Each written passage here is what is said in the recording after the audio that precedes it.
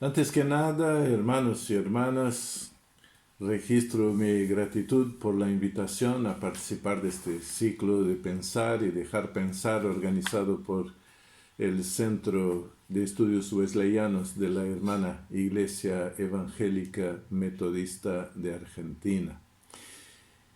Evangélico y sus connotaciones en la vida social y religiosa de nuestro tiempo.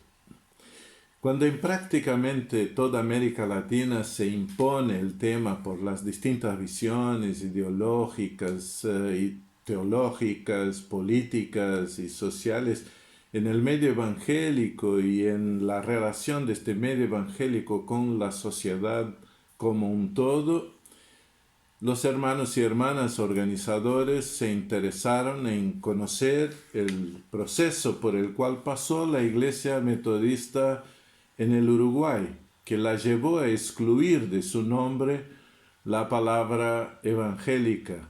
Desde entonces, 2014 hasta la fecha, es IMO. Como estoy en Uruguay desde 2002, pude acompañar parte del proceso, pero como recién llegado y para no confiar solamente en mi memoria, lo primero que hice fue consultar las actas de la Asamblea General de 2004, la llamada hasta entonces IEMO, cuando fue aprobado el cambio. Las actas reflejan más que nada aspectos legales y es comprensible, pues que la Iglesia, para poder actuar con libertad y no perder personería jurídica, tuvo en aquel entonces que adoptar el estatuto tipo exigido por el Estado, que era bien estricto. En 2003, una vez aprobado por el Consejo de la Iglesia, el estatuto fue aprobado por el Ministerio de Educación y Cultura y entonces se hacía necesario adecuar a él la constitución de la Iglesia y hacer un nuevo reglamento. El nuevo estatuto ya constaba de asociación de la Iglesia Metodista en el Uruguay. Pero obviamente lo que no revelan las actas y sí el testimonio de hermanos y hermanas que acompañaron muy de cerca este proceso, a los cuales consulté y lo que sí expresa también sus opiniones, es que hubo mucho diálogo previo a la decisión, como era de esperar, con argumentos teológicos, eclesiológicos y sociales que fueron importantes para la definición. Resumidamente, un sector se oponía al cambio de nomenclatura. Primero, porque la palabra evangélica significa que nuestro fundamento es el Evangelio. Segundo, por entender que la palabra metodista tiene significación más interna con la tradición y los fundamentos de nuestra eclesiología, pero no es quizá tan claro para la sociedad civil. Y tercero, además, se estaría así acompañando o seguir acompañando a las demás iglesias evangélicas metodistas de América Latina. Otro sector opinaba, primero, que sacáramos la nomenclatura evangélica para diferenciarnos de otras denominaciones evangélicas que iban tomando fuerte protagonismo ya entonces en la sociedad uruguaya y cuya teología, eclesiología y misiología no compartimos. Pesó sobre todo el contexto social a nivel nacional y latinoamericano en el que en el imaginario social se identificaba el término evangélico con iglesias con una impronta fundamentalista con la que no coincidimos. Segundo, que si bien históricamente el llamarnos iglesia evangélica nos diferenciaba de la Iglesia Católica, este era el objetivo fundamental, el argumento anterior era contextualmente más fuerte. La mayoría del Consejo Ejecutivo aprobó la nueva designación en el estatuto y posteriormente entonces la Asamblea aprobó en 2004 la adecuación y el cambio en la Constitución y en el reglamento. Sobre esto último es interesante destacar que fue a partir de la autonomía de la mayoría de las iglesias metodistas en América Latina que se plasmó la marca de evangélicos en los nombres, aunque ya venía siendo usada desde mucho antes como parte de la identidad, pero fundamentalmente con el objetivo de diferenciarse de la Iglesia Católica Apostólica Romana, distanciándose de ella cuando dominaba en muchos casos como religión oficial, en Uruguay ya no, pero con una fuerte impronta y que dominaba, esto sí, también en muchos lugares la educación. Curiosamente, hoy nos cuestionamos si usar o no la nomenclatura ahora para diferenciarnos de los evangélicos, por las razones ya mencionadas. Como mi testimonio personal, no lo propuse yo el cambio, obviamente, pero fui sí favorable a la propuesta de retirada evangélica del nombre de la iglesia.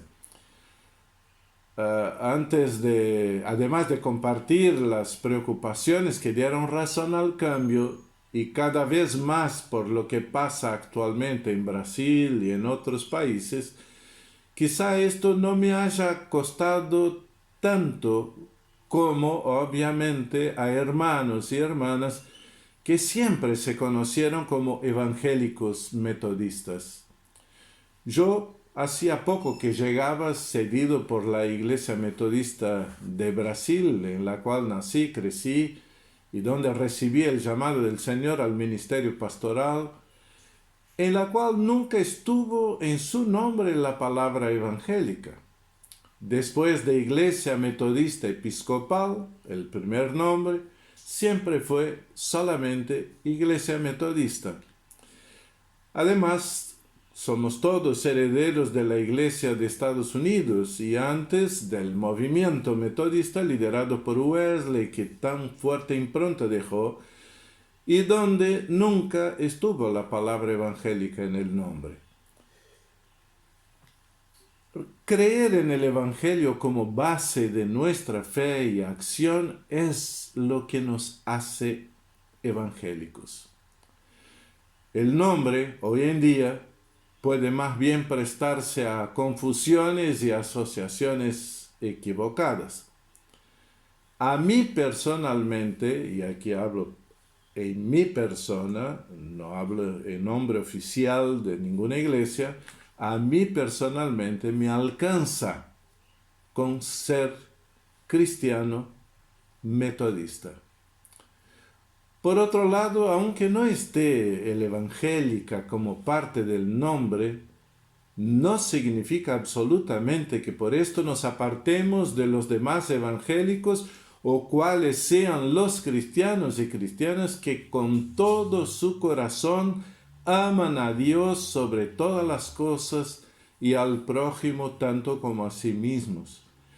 A los que verdaderamente asumen el compromiso de anunciar las buenas nuevas del reino, las cuales implican vida plena en todos los sentidos para todos, y de denunciar a todas las fuerzas de muerte que actúan en nuestro medio y que no son pocas. Y aquí está el gancho con el tema abordado por el mismo ciclo la semana pasada. En un mundo marcado por la intolerancia y la insistencia en el pensamiento único, por las divisiones, por el odio al que piensa diferente, la iglesia es llamada a no tomar la forma del presente esquema, del presente siglo, del presente sistema, más bien está llamada a transformarse por la renovación de todo su ser, como ruega el apóstol Pablo a cristianos y cristianas de Roma y de todo el mundo. Romanos 12:2. Lo que viene pasando es que, al contrario de los ruegos de Pablo, la Iglesia a través de la historia viene sí tomando la forma de los sistemas de pensar y actuar imperantes, en muchos momentos imitándolos, y peor, imitándolos mal. Desde antes, pero principalmente se perdió la Iglesia en mi visión cuando en el siglo IV Constantino, reconociendo la fuerza del cristianismo, la cooptó y la empoderó como institución, transformándola de perseguida en perseguidora. La Iglesia cristiana ganó poder y el Evangelio perdió poder. El número de los llamados evangélicos viene creciendo en las últimas décadas en América Latina, especialmente a través de los pentecostales y neopentecostales. Y ahí, si conquistas al pastor, lo siguen muchas ovejas.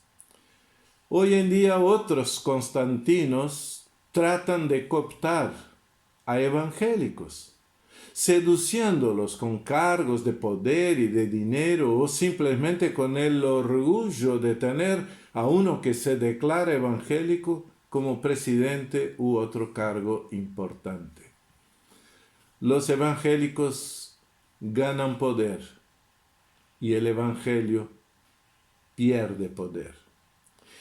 Y lo peor es que estos nuevos constantinos vienen logrando tal objetivo en muchos de nuestros países.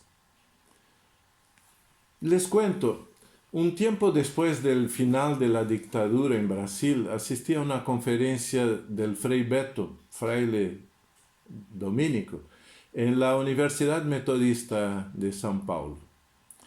Él estuvo preso y contaba que en sus conversaciones con otros presos políticos, estos soñaban con el día en que tendrían el poder de gobernar para poner en práctica sus ideas y ideales a favor del pueblo.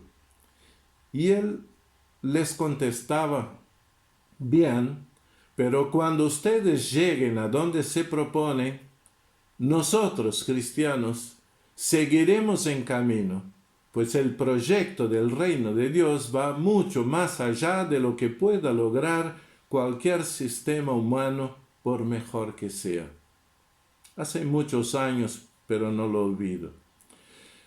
Cuesta mucho más a las iglesias ejercer su rol, especialmente el de voz profética, cuando se comprometen con un determinado sistema, cuando son parte o hasta mismo financiadas por él. Por esto, en Uruguay se cuida que de hecho el Estado sea laico, aunque periódicamente hay deslices. Y se cuida que cada iglesia sea autónoma para ejercer el ministerio para el cual fue comisionada por Jesús. Entiendo que el objetivo de este ciclo no es dar recetas ni respuestas prontas, ni convencer a nadie, sino levantar y compartir ideas que nos ayuden a ser más fieles a la voluntad de Dios en los tiempos y contextos en los cuales vivimos. Pensar y dejar pensar, atentos a nuestra identidad, manteniendo el foco en el Evangelio de amor, de libertad, de paz con justicia, como proclama el profeta Isaías, capítulo 32, versículo 17.